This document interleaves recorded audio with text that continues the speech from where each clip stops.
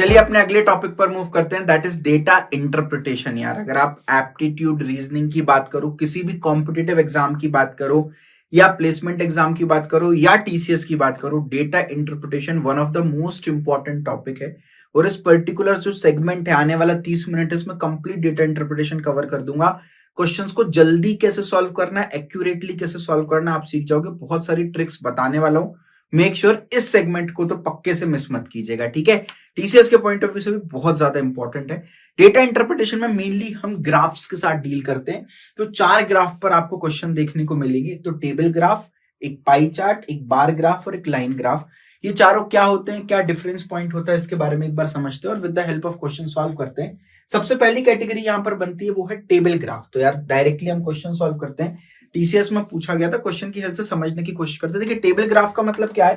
Tabular format में, table के format में आपको डेटा गिवन होगा। जैसे यहां पर एक डेटा गिवन है, आपको बोला यार इस डेटा को रीड करो और आप इस क्वेश्चन का आंसर करो। अब यार डेटा इंटरप्रिटेशन में अच्छी बात क्या है कि आपको ना डेटा रीड करने में आप बोलोगे यार इतना समय लग रहा है भैया, लेकिन इसमें लिंक्ड क्वेश्चन आते हैं। एक साथ 4-5 क्वेश्चंस आपको देखने को मिलेंगे एक टेबल पर बेस्ड, है ना। तो एक तीर से आप 5 निशाने मार रहे होगे। तो अगर टाइम लग भी रहा है डेटा रीड करने में, कोई बात नहीं। एक बार आपने डेटा को रीड कर लिया, इंटरप्रेट कर लिया, फिर तो फटाफट आप 5 क्वेश्चन को सॉल्व कर पाओगे। तो डेटा को सही से रीड करना बहुत जरूरी, क्योंकि अगर सही से रीड नहीं किया तो 5 क्वेश्चंस आपके एक साथ गलत हो जाने वाले हैं, ठीक है। तो अब यहां पर देखिए आपको क्या बोला है, 2019 का प्री इलेक्शन कोई सर्वे दे रखा है, अलग अलग स्टेट्स में दे रखा है। नंबर ऑफ इलेक्टोरेट यानी कितने लोग ऐसे हैं जो वोट डालने वाले हैं। नंबर ऑफ स्टेशन, कितने स्टेशन पर वोटिंग होने वाली है। नंबर ऑफ कैंडिडेट्स, कितने कैंडिडेट्स चुनाव में खड़े हुए हैं, और कितनी सीट्स जो है वो यहां पर अवेलेबल है, ठीक है। ये दे रखा है। अब आपको बोला है which state shows maximum number of average electorate पर पोलिंग स्टेशन। क्या बोला आपको, इलेक्टोरेट पर पोलिंग स्टेशन निकालना है। इलेक्टोरेट पर पोलिंग स्टेशन, तो आप क्या करोगे, आपको निकालना है electorate divided by polling station.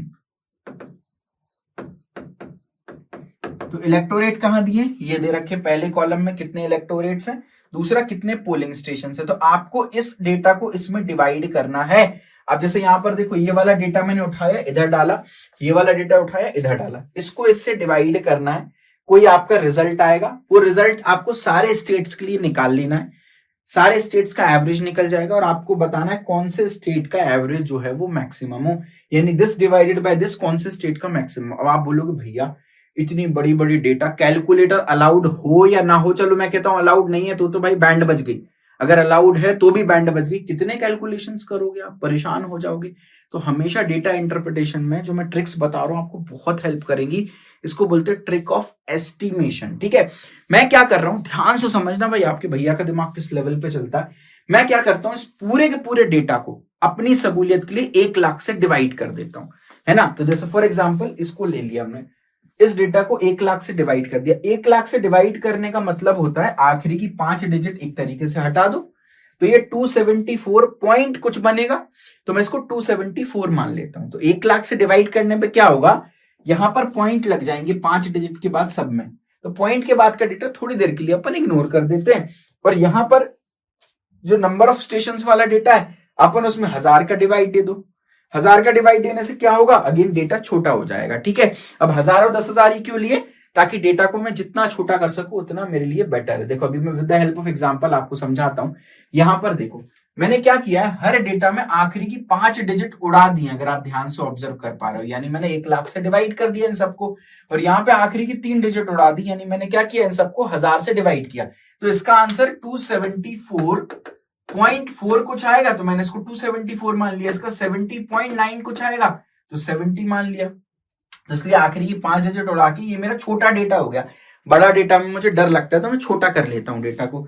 इधर देखो, इधर आखिरी की 3 डिजिट उड़ाने के बाद ये छोटा डेटा बचा, 29, 8, 15, 36, 22, 29 ये बचा, और इधर 274, 70, 150, 336 ये बचा। अब इसका इसमें डिवाइड देना आसान है, तो मैंने क्या किया, सब डिविजन्स को यहाँ लिख लिया। क्योंकि मेरे को करना तो यही है, इलेक्टोरेट अपॉन पोलिंग स्टेशन। तो यहाँ 274 इलेक्टोरेट है, अपॉन पोलिंग स्टेशन 29 है। इधर 70 डिवाइडेड बाय 8 किया, इधर 150 बाय 15 किया।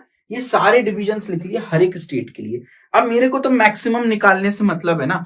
अब मैं क्या करूंगा, इन सबको सॉल्व नहीं करूंगा, अप्रोक्सीमेटली अगर आप ध्यान से देखो तो ये नंबर 10 से छोटा बन रहा है। क्योंकि अगर मैं 290 को 29 से डिवाइड करूंगा तब जाके नंबर 10 बनेगा, लेकिन ये तो 274 है, 290 से भी छोटा है, तो ये 10 से छोटा बन रहा है, ये भी 10 से छोटा बन रहा है, ये एग्जैक्टली 10 के बराबर बन रहा है, ये भी 10 से छोटा बन रहा है, ये देखो 10 से बड़ा बन रहा है। 220 बाय 22 करूंगा अगर मैं तो 10 बनेगा, ये तो 226 है तो 10 से बड़ा है। ये भी 290 बाय 29 होता तो 10 होता, 293 है तो 10 से बड़ा है। ये 10 से छोटा है, ये 10 से छोटा है, ये 10 से छोटा है, ये 10 से बड़ा। अब ऐसा करने से मेरे को एक सबसे बड़ा जो फायदा मिला, आप देखो ध्यान से यार, जो नंबर 10 के बराबर है या 10 से छोटे हैं वो मैक्सिमम क्यों नहीं हो सकते, क्योंकि मेरे पास 10 से बड़े भी नंबर्स है। अब 10 से बड़े कौन से नंबर है, एक नंबर ये है, ये मैक्सिमम होने की पोटेंशियल रखता है, एक नंबर ये भी मैक्सिमम होने का पोटेंशियल रखता है, और एक नंबर ये है, ये भी मैक्सिमम होने का पोटेंशियल रखता है। अब इन तीनों में मैं फाइंड आउट कर लूं कौन सा मैक्सिमम है। अब आप ध्यान से देखोगे तो 226 है बाय 22, तो अगर मैं यहां पर 220 बाय 22 करूंगा तो 10 आएगा। अब 220 और 226 थोड़ा ही तो बड़ा है, तो ये भी अप्रोक्सीमेटली 10 के बराबर ही आ रहा है। इधर भी देखोगे तो 290 बाय 29 करूंगा तो ये भी अप्रोक्सीमेटली 10 के बराबर है, क्योंकि 290 से थोड़ा ही बड़ा नंबर है। जबकि यहां देखोगे तो ये 11 पॉइंट कुछ जा रहा है, तो ये तो काफी बड़ा नंबर हो गया, 11 के आसपास पहुंच गया, यानी ये नंबर मेरा मैक्सिमम है 78/7। अब 78/7 कहां है, ये 78 है, ये 7 है, यानी झारखंड में जो ये डिवीजन है एवरेज का, ये मैक्सिमम आ रहा है। तो कौन सी स्टेट मैक्सिमम एवरेज दे रही है, झारखंड मैक्सिमम एवरेज दे रही है। अब इसमें कुछ बच्चे आर्ग्यूमेंट करते हैं, भैया जब 4 ऑप्शंस दिए हैं तो इन चारों ऑप्शंस के लिए 4 डिवीजन कैरी आउट कर लो। यार मैं कहता हूं तब भी तो 4 डिवीजन करने पड़ेंगे ना, बिना उसके भी अपना टाइम बच रहा है। यहां पर देखो क्या कर सकते हो, ये तो मैंने आपको इन जनरल सॉल्व करा दिया कि अगर ऑप्शन नहीं भी हो तो आप कैसे सॉल्व कर सकते हो। यहां पर आप देखो 4 ऑप्शन है ना, करो यही पर इन 4 ऑप्शंस के लिए कर दो, झारखंड, महाराष्ट्र, बिहार, उड़ीसा। मैं यहां लिख लेता हूं मेरे पास कौन कौन से, बिहार है, इधर दूसरे पेन से लिख लेता हूं मेरे पास, आप ध्यान से देखो, बिहार है ऑप्शन में, उड़ीसा है, महाराष्ट्र है और झारखंड है।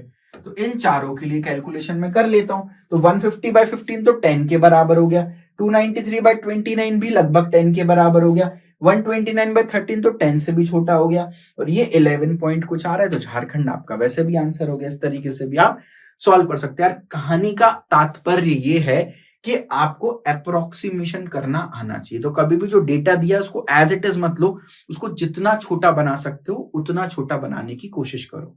तो करेक्ट आंसर क्या हो गया मेरा, झारखंड हो गया। तो मेरे ख्याल से टेबल ग्राफ कैसे सॉल्व करना है, किस तरह से डेटा को छोटा बनाना है, आपको क्लैरिटी मिल गई होगी।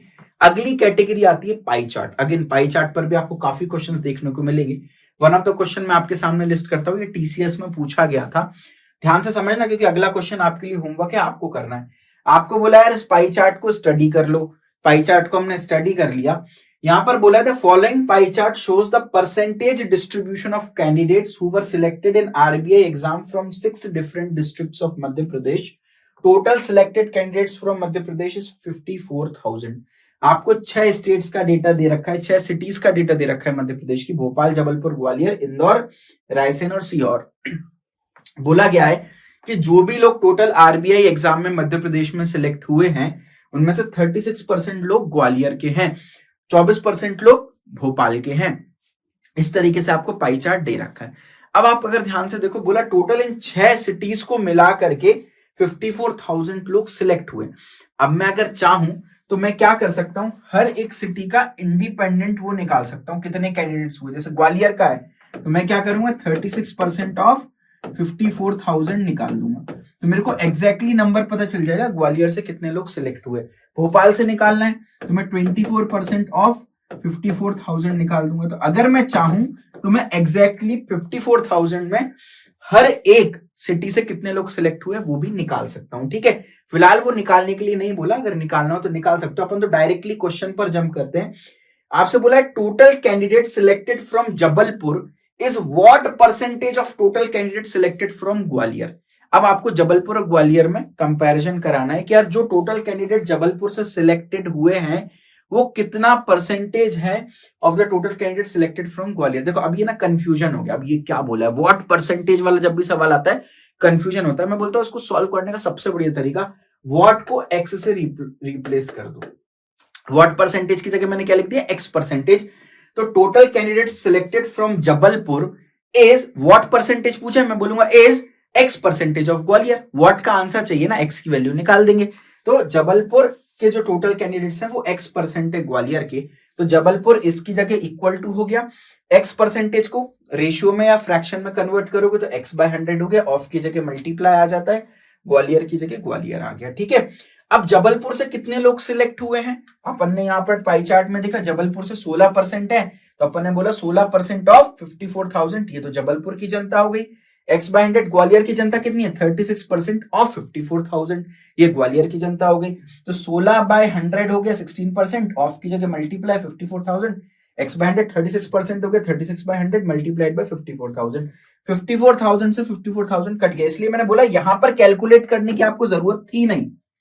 कई लोग क्या करते हैं, जबलपुर और ग्वालियर का सेपरेट टोटल कैंडिडेट्स निकाल लेते हैं कितने, अरे भाई क्यों टाइम वेस्ट करना, जब 54,000 से 54,000 वैसे ही कट जा रहा है। भाई हमेशा जो कैलकुलेशन है वो लास्ट में किया करो, पहले इक्वेशंस बना लो, लास्ट में जाके कैलकुलेशन करना है अपने को। ठीक है, तो अगर आप यहां पर ध्यान से देखोगे तो इधर से 100 से ये 100 भी कट गया, तो इधर 16 बचा, इधर पे 36x बाय 100 बचा। तो x की, ये देखो x की वैल्यू कैसे निकालूंगा मैं, ये 100 मल्टीप्लाई में चला जाएगा, 36 डिवाइड में चला जाएगा, तो 16 इंटू 100 हो गया, 36 डिवाइड में चला गया, तो ये आप देखो तो ये 4 टाइम्स गया, ये 9 टाइम्स गया, 9 की टेबल पढ़ दो, 4 की टेबल पढ़ दो, माफ कीजिएगा, तो 4 बाय 9 मल्टीप्लाइड बाय 100, 400 बाय 9। अभी भी नहीं सॉल्व करना बेटा, 400 बाय 9 डिवाइड करने में समय तो लगाओगे ना, बहुत सिंपल है। देखो 9 की टेबल पढ़ो, 9 इंटू 4 होता है 36, तो 9 इंटू 40 हो गया 360, 9 इंटू 5 होता है 45, तो 9 इंटू 50 हो गया 450।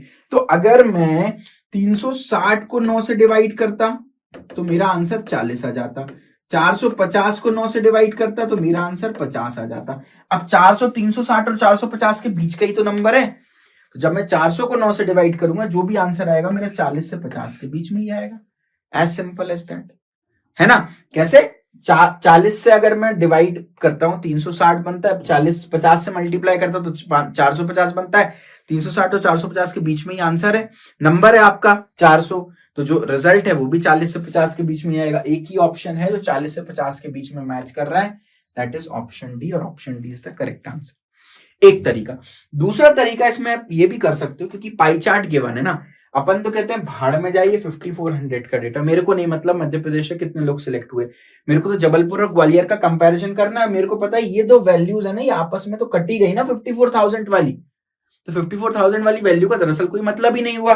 तो कभी भी इस तरह का क्वेश्चन है, आप ये भी मान सकते हो कि टोटल कैंडिडेट्स मैंने मान लिया मध्य प्रदेश से 100 लोग सिलेक्ट हुए, मैं बोल रहा 54,000 नहीं हुए, 100 लोग सिलेक्ट हुए, 100 लोग हुए तो जबलपुर से कितने होंगे भाई, पाई चार्ट 100 को ही रिप्रेजेंट करता है, तो जबलपुर से 16 लोग हुए होंगे, ग्वालियर से 36 लोग सिलेक्ट हुए होंगे। तो again Jabalpur is x percentage of Gwalior, तो जबलपुर से 16 लोग हैं, है ना, तो जबलपुर इसकी जगह इक्वल टू x बाय 100 हो गया, मल्टीप्लाइड GWA, तो जबलपुर बाय ग्वालियर करूंगा तो जबलपुर बाय ग्वालियर इंटू 100 करूंगा तो x की वैल्यू आ गई, देखो जबलपुर बाय ग्वालियर इंटू 100, जबलपुर से 16 लोग, ग्वालियर से 36 लोग into 100 is equal to x की वैल्यू आ जाएगी। अगेन आप देखो सेम टू सेम ही आ गया, 16 बाय 36 इंटू 100, तो इतना सब कुछ करने की दरअसल जरूरत ही नहीं थी। तो कभी भी इस तरह का क्वेश्चन आए जहां पर पाई चार्ट के अंदर दो क्वांटिटीज में कंपैरिजन कराने की कोशिश कर रहे हैं, तो फिर इन दैट केस आपको क्या करना है, आपको डेटा क्या गिवन है उससे मतलब नहीं है, परसेंटेज को आपस में कंपेयर कर लो, कोई भी चिंता वाली बात नहीं होने वाली यहां पर। ठीक है, चलो आगे बढ़ते हैं भाई, अगली कैटेगरी पर मूव करते हैं। अगेन आपको पहले इसका प्रिंटेड सॉल्यूशन में दे देने वाला हूं, तो आप एक बार देख लीजिएगा, पूरा का पूरा सॉल्यूशन यहां पर लिखा हुआ है। इसका एक और क्वेश्चन है जो कि टीसीएस में ही पूछा गया था, ये आपको मैं होमवर्क क्वेश्चन दे रहा हूं, विद्यार्थी कर्तव्य दे रहा हूं, तो इसको आप रीड करिएगा। मैंने बोला था एक ही पाई चार्ट पर या एक ही ग्राफिकल क्वेश्चन पे या एक ही डेटा इंटरप्रिटेशन के क्वेश्चन पे मल्टीपल क्वेश्चंस बनते हैं। तो एक बार आपने डेटा रीड कर लिया ना, फटाफट से 4-5 क्वेश्चंस आपके बन जाएंगे, तो डेटा इंटरप्रिटेशन का क्वेश्चन कभी भी छोड़ के मत आइएगा। तो आपको क्या करना है, इस क्वेश्चन को रीड करो, सॉल्व करो, कमेंट सेक्शन में आपको लिखना है डेटा इंटरप्रिटेशन, विद्यार्थी कर्तव्य और क्वेश्चन का आंसर लिखना है। उसके बाद आपको इस वीडियो के डिस्क्रिप्शन में जाना है, सारे आंसर्स मैंने मेंशन कर रखे हैं या वीडियो के एंड में ही मेंशन कर रखे हैं, जाके देखना आपका आंसर सही हुआ या नहीं, और अपना स्कोर जो है वो जरूर बताना टोटल पूरी वीडियो देखने के बाद कि क्या आपका स्कोर बन रहा है, कमेंट सेक्शन में मेंशन करना। ठीक है, एक बार मैं क्वेश्चन में हिंट बता देता हूँ क्या बोला है। Out of the total selected from Gwalior, Gwalior से जितने भी लोग सिलेक्ट हुए हैं, बोला 20% जो है वो फीमेल है और 80% जो है मेल है। आपसे क्या पूछा है, find the total male candidate selected from Gwalior. तो आपको बोला है ग्वालियर से जितने भी लोग सिलेक्ट हुए हैं उनका 80% लोग जो है वो मेल है, क्योंकि 20% फीमेल है तो बचे हुए 80% मेल है। तो वो नंबर कितने हुए, कितने मेल सिलेक्ट हुए हैं ग्वालियर से, ये आपको बताना है। बहुत सिंपल है यार, देखो ग्वालियर से टोटल कितने सिलेक्टेड हुए हैं कैसे निकाल सकते हो, आपको पता है 36% सिलेक्ट हुए हैं, कितने के 54,000। तो टोटल ग्वालियर से इतने लोग सिलेक्ट हुए। अब इसका 80% निकाल दो, 80% ऑफ दिस डेटा। ठीक है, अब यहां पर कई बच्चे फिर मूर्खता करते हैं, इसको इधर सॉल्व कर लेते हैं। अरे भाई नहीं सॉल्व करना, सॉल्व हमेशा आखिरी स्टेप पे करना है। तो 80% ऑफ दिस डेटा, 80% का मतलब हो गया 80/100, है ना। ऑफ का मतलब मल्टीप्लाई, और ये डेटा आ गया। बस अब आपको तो सिंपल कैलकुलेशन करना है। एक बार सॉल्व करके मुझे कमेंट सेक्शन में बताइएगा ABCD में से कौन सा आंसर आपका निकल के आ रहा है। तो मेरे ख्याल से पाई चार्ट पे भी आपको क्लैरिटी मिल गई होगी। चलिए, तीसरा टाइप का ग्राफ होता है बार ग्राफ। ठीक है, यहाँ पर बार ग्राफ क्या होता है आपको देखने को मिल रहा होगा, इस तरह का ग्राफ। आपने कई बार क्रिकेट मैचेस भी देखे होंगे, तो उसमें बताते हैं हर ओवर में आपने कितने कितने रन बनाए, तो वो बार ग्राफ से रिप्रेजेंट किया जाता है। ठीक है, तो अब यहाँ पर अपना पाई चार्ट भी रिवाइज हो जाए। तो मैंने जो क्वेश्चन लिया है ना, that is again TCS previous year question, इसमें बार ग्राफ और पाई चार्ट को मिक्स करके दे दिया। तो बढ़िया लेवल का अपना क्वेश्चन बन रहा है। एक बार क्वेश्चन रीड करते हैं फिर सॉल्व करेंगे। आपको 3 पैनल दे रखे, पैनल A, पैनल B और पैनल C। पैनल A में आपको बोल रखा है कि यार 2001 और 2011 दो डेटा दे रखे। जो डार्क ब्लैक कलर से बना है वो 2001 का डेटा है, और जो ग्रे कलर से बना है वो 2011 का डेटा है। पाई चार्ट कैसे रीड करना है वो सिखा रहा हूं। लिखा है देखो, 2001 का डेटा ब्लैक से बना हुआ है, 2011 का डेटा ग्रे से बना हुआ है। क्या दिया है, इलिटरेट्स का प्रोपोर्शन दे रखा है परसेंटेज वाइज। इसका क्या मतलब है, और ये फीमेल का डेटा दे रखा है, ये मेल का डेटा दे रखा है। ये लाइन 60 को टच कर रही है, ये 40 को, ये 50 पे आ रही है, 40 पे आ रही है। मतलब क्या हुआ, 2001 में जितनी भी फीमेल्स थी उनमें 60% फीमेल्स इलिटरेट थी। वही 2011 में जितनी भी फीमेल्स थी उनमें 40% फीमेल्स जो है वो इलिटरेट थी। अगर मैं आपसे सवाल पूछूं परसेंटेज वाइज फीमेल्स की इलिटरेसी कम हुई है या बढ़ी है, तो आप बोलोगे भैया कम हुई। सिमिलरली 2001 में जितने भी मेल्स थे उनमें से 50% इलिटरेट थे, वहीं 2011 में जितने भी मेल्स थे उनमें से 40% इलिटरेट थे। ये आपको दे रखा है। तो 2001 से 11 के कंपैरिजन में मेल में भी परसेंटेज वाइज इलिटरेसी कम हुई कि नहीं हुई, हाँ भाई बिल्कुल कम हुई। ठीक है, अब ये दे रखा है। अब पैनल बी में क्या दे रखा है, 2001 में जो टोटल जनसंख्या थी 60% मेल थे, उनमें से टोटल 40% फीमेल थे। ठीक है, और 2011 में जो टोटल जनसंख्या थी उसमें 50% मेल थे और 50% फीमेल थे। यानी अगर मैं आपसे पूछ लूं एक सिंपल सी बात, मैं आपको बोल दूं यार 2001 में टोटल 100 लोग थे मान लो। अब मैं आपसे पूछूं कितनी फीमेल इलिटरेट थी 2001 में, आप बता पाओगे? हाँ भाई, आप बोलोगे 100 लोग थे ना भैया, 100 में 60 फीमेल हो गई, 40 मेल हो गए। 60 जो फीमेल हैं उनका 60% जो है वो इलिटरेट थी। 60 का 60% होता है 24, यानी 24 फीमेल्स जो हैं 60 का 60% होता है 36, सॉरी, तो 36 फीमेल्स जो हैं वो इलिटरेट आपको टोटल निकल करके आ रही है। ठीक है, तो इस तरीके से आप इसको सॉल्व कर सकते हो। ठीक है, तो अभी एक बार देखते हैं सवाल क्या दे रखा है। आपको दे रखा है जो टोटल पॉपुलेशन है, यहां ध्यान से पढ़ना, total population did not change during this period, यानी 2001 से 2011 के बीच में टोटल पॉपुलेशन चेंज नहीं हुई। एक बार पूरा क्वेश्चन भी पढ़ लेते हैं। The bar graph in panel A shows the proportion of male and female illiterates in 2001 and 2011. The proportions of male and female in 2001 and 2011 are given in panel B and C. तो illiteracy की बारे में बात यहां की है, total जनसंख्या में कितनी मेल फीमेल है वो बात यहां पे की गई है। टोटल पॉपुलेशन 2001 में जितनी थी उतनी ही 2011 में है, टोटल पॉपुलेशन बदल नहीं रही है। आपसे पूछा गया the percentage increase in the total number of literates, literates की बात कर रहा हूं, इलिटरेट नहीं। दो कैटेगरी के लोग होते हैं, इलिटरेट और इलिटरेट। इलिटरेट मतलब जो पढ़े लिखे नहीं है, लिटरेट का मतलब जो पढ़े लिखे हैं। आपको बोला percentage increase in the total number of literates from 2001 से 2011 में कितना परसेंटेज इंक्रीज हुआ टोटल नंबर ऑफ लिटरेट्स में, आपको ये बताना है। तो यार परसेंटेज चेंज या परसेंटेज इंक्रीज हम कैसे निकालते हैं, ये हमने सीख रखा था। परसेंटेज चेंज निकालते हैं final value minus initial value upon initial value into 100। Final value मतलब 2011 की वैल्यू, इनिशियल वैल्यू मतलब 2001 की वैल्यू। तो आपको ये निकाल ले कि यार 2011 में टोटल कितने लिटरेट लोग थे, 2001 में टोटल कितने लिटरेट लोग थे। अगर ये दोनों हम कैलकुलेट कर पा रहे हैं तो हम अपना परसेंटेज इंक्रीज या परसेंटेज चेंज जो है वो निकाल लेंगे। यहाँ पर मैंने लिखा भी है, देखो टोटल लिटरेट्स 2001 में 46 है, टोटल लिटरेट्स 2011 में 60 है। देखो इंक्रीज हुआ कि नहीं हुआ, परसेंटेज इंक्रीज ही पूछा था। तो फाइनल वैल्यू क्या हो गई, 2011 की होगी 60, इनिशियल वैल्यू क्या हो गई 46, divided by initial value that is 46 multiplied by 100, तो ये बन जाएगा आपका 14/46 मल्टीप्लाइड बाय 100। ठीक है, अब ये वैल्यूज कैसे आई उस पर हम अभी बात करेंगे, बट देखो इसको अगर आपको सॉल्व करना है ना, बहुत आसान तरीका है, मत सॉल्व करो। अगर आप पूरे डेटा इंटरप्रिटेशन में अगर ध्यान से देख रहे हो तो मैं आपको आलसी बना रहा हूं, मत करो यार, आपको फाइनल वैल्यू नहीं निकालनी, अपने को ऑप्शन सही मार्क करना है, ये इंपॉर्टेंट है। 14/46 इंटू 100 आपको कैलकुलेट करना है। अगर मैं डिनोमिनेटर को थोड़ी देर के लिए मान लूं कि यार ये 46 नहीं है 42 है, तो अगर मैं 14/42 मल्टीप्लाइड बाय 100 करूंगा तो 14 की टेबल आप पढ़ो, तो ये 1 टाइम्स गया, ये 3 टाइम्स गया, तो 100/3 बचा, यानी 33.33% आ जाता अगर डिनोमिनेटर में 42 होता तो। लेकिन डिनोमिनेटर में 42 नहीं है 46, और ये बात हम सब जानते हैं, अगर मैं न्यूमरेटर को बड़ा करता हूं तो क्वांटिटी बड़ी होती है, लेकिन अगर मैं डिनोमिनेटर को बड़ा करता हूं तो क्वांटिटी छोटी होती है। तो 42 की जगह डिनोमिनेटर को मैंने 46 कर दिया, तो जो भी रिजल्ट आएगा वो 33.33% से भी छोटा आएगा। कोई ऑप्शन है क्या, एक ही ऑप्शन है जो कि 33.33% से भी छोटा है, मेरा आंसर निकल के आ गया।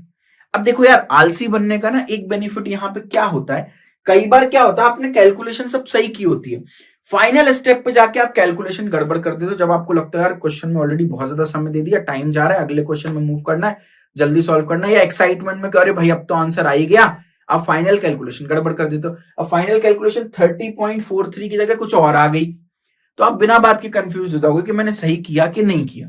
तो कोशिश करना है कि हम कैलकुलेशन को अवॉइड करें। ठीक है, अब सवाल ये उठता है भैया ये 46 और 60 डेटा आया कहां से, वो अपन ने चार्ट को रीड किया, अपन ऐसा मान लेते हैं, बोला 2001 और 2011 दोनों की पॉपुलेशन जो है वो बराबर है, तो मैंने मान लिया 2001 की और 2011 दोनों की पॉपुलेशन 100 लोग हैं। ठीक है, अब ध्यान से समझना, 2001 की बात कर रहा हूं, 2001 में 60% मेल है 40% फीमेल है। 100 क्यों मानी पॉपुलेशन, ताकि परसेंटेज में 100 से सॉल्व करना आसान हो जाता है। ठीक है, तो परसेंटेज का मतलब क्या होता है, पर 100, तो अगर 60% मेल है तो मतलब 60 मेल हो गए और 40 फीमेल हो गए, अगर 100 टोटल लोग हैं तो अगर अपन यहां पर देखें 2001 में 60 मेल और 40 फीमेल है।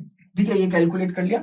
वहीं 2011 की बात करूं तो 50-50 हो गए, 50 मेल 50 फीमेल हो गई। अब मैं 2001 की बात करूं, अगर मेल लोगों की बात करूं, 2001 में मेल में 50% लोग इलिटरेट थे, ठीक है, और 50% बचे हुए लिटरेट थे, तो जो 60 मेल थे, 60 का 50% कितना होता है, आधा, तो 30 मेल इलिटरेट थे, आई फॉर इलिटरेट और एल फॉर लिटरेट हो गया। ठीक है, वही फीमेल जो 40 थी, यहां पर लिखा हुआ है फीमेल के केस में 60% फीमेल जो है वो इलिटरेट थी। कब की बात कर रहा हूं मैं, 2001 की बात कर रहा हूं। 2001 में 60% फीमेल इलिटरेट थी। टोटल फीमेल ही कितनी थी बताओ, 40 फीमेल थी। अब इसका 60% निकालना है, तो मैंने आपको बताया था आखिरी का एक जीरो हटा दो तो 10% निकल जाता है, तो 40 का 10% कितना आ गया, 4 आ गया। अब 6 का मल्टीप्लाई कर दो दोनों साइड तो 60% हो गया, 4 into 6 यानी कि 24। ठीक है, तो 60% फीमेल मतलब 24 फीमेल कौन है, इलिटरेट है। तो 40 में से 24 फीमेल इलिटरेट है, तो बची कितनी, 16 फीमेल, वो कौन होंगी, लिटरेट होंगी। तो 2001 में कितने इलिटरेट लिटरेट लोग हैं वो मैंने कैलकुलेट कर लिया। मैं ये कैलकुलेट करना चाह रहा हूं 2001 में टोटल कितने लोग लिटरेट हैं, तो आप देखो 30 तो मेल लिटरेट है, 16 फीमेल लिटरेट है, 46 लोग लिटरेट है। अब समझ में आ गया ये 46 डेटा कहां से आया। ठीक है, सिमिलर चीज मैंने 2011 के लिए कर दी। 2011 में 50 मेल 50 फीमेल है, और बोला गया है 2011 में 40% फीमेल्स और 40% मेल्स जो हैं वो इलिटरेट थे। तो 2011 में जो 50 मेल थे उनमें से 40% जो है वो इलिटरेट थे। अब 50 का 40% निकाल दो ना, 50 का 40%, 10% निकालने के लिए जीरो से जीरो हटा दो, तो 10% आ गया 5, 10% आ गया 5, तो 40% क्या निकल के आ जाएगा, ये आ गया आपका 5, 40% क्या आ जाएगा, 5 into 4 20 आ गया ये। ठीक है, तो 40% इलिटरेट थी, तो 50 में से 20 जो थे वो इलिटरेट थे मेल, ऐसे फीमेल भी 20 इलिटरेट थी, क्योंकि फीमेल में भी 40% का ही रेशियो है।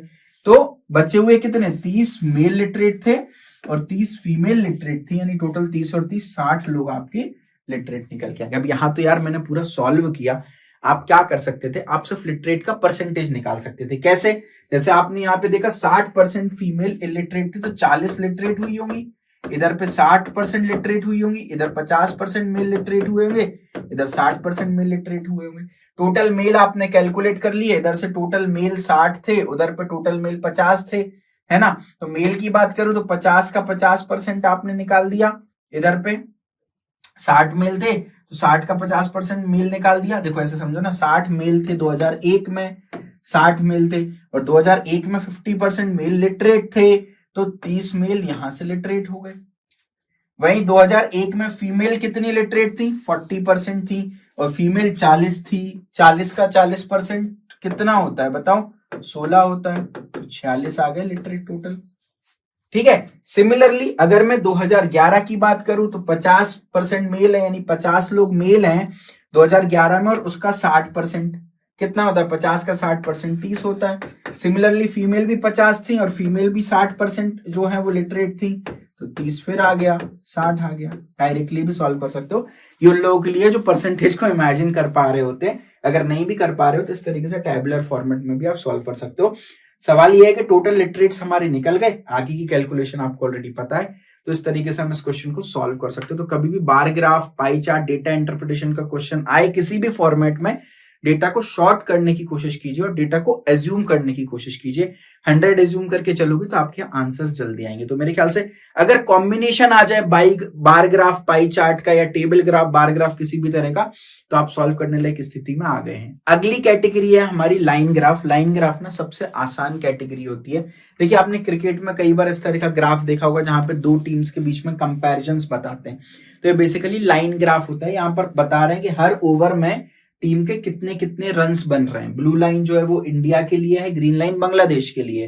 तो 3 ओवर के बाद या 4 ओवर के बाद 50 रन जो है वो इंडिया के बन चुके थे, बांग्लादेश के 50 से थोड़े ज्यादा बन चुके थे। तो इस तरीके से आप कंपैरिजन जो है वो देख सकते हो। तो फिलहाल एक क्वेश्चन आपकी स्क्रीन पर है, टीसीएस में पूछा गया है, the following line graph gives the percentage of the number of candidates who qualified in examination out of the total number of candidates who appeared for the exam over a period of 7 years from 1994 to 2000। आपको बोला है 1994 से लेके 2000 तक आपको data दे रखा है किसी पर्टिकुलर जगह का कि कितने परसेंटेज लोग पास हुए एग्जाम में। ठीक है, तो 1994 में 30% लोग एग्जाम में पास हुए, 1995 में 50% लोग एग्जाम में पास हुए, 1996 में 60%, 97 में 50%, 98 99 में इतना। अब इस डेटा से ना मैक्सिमम मिनिमम या डिफरेंस आउट कैलकुलेट करना बहुत बढ़िया रहता है।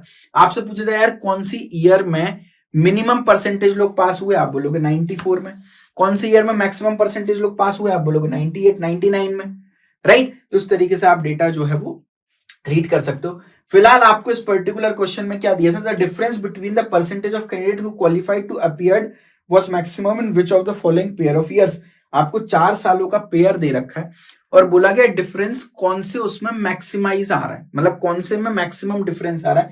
देखो मैक्सिमम डिफरेंस या तो आपको डेटा दे रखा है वहां से कैलकुलेट कर लो, या तो आप पीक देखो ना कहां पे एकदम शार्प बेंड आ रहा है। अगर आप ध्यान से देखो तो 50 से एकदम डेटा जंप करके 80 पे मूव कर रहा है, यहाँ पे थोड़ा सा 20 मूव किया, फिर यहाँ 10 मूव। आप जैसे देखो यहाँ पे 20 मूव किया, यहाँ 10 मूव किया, यहाँ फिर 10 मूव किया, यहाँ सीधा 30 का मूवमेंट हुआ, 50 से 80, यहाँ 0, यहाँ 80 से 60, 20 का मूवमेंट हुआ। तो मैक्सिमम मूवमेंट इन 2 सालों में हुआ 97 और 98 में।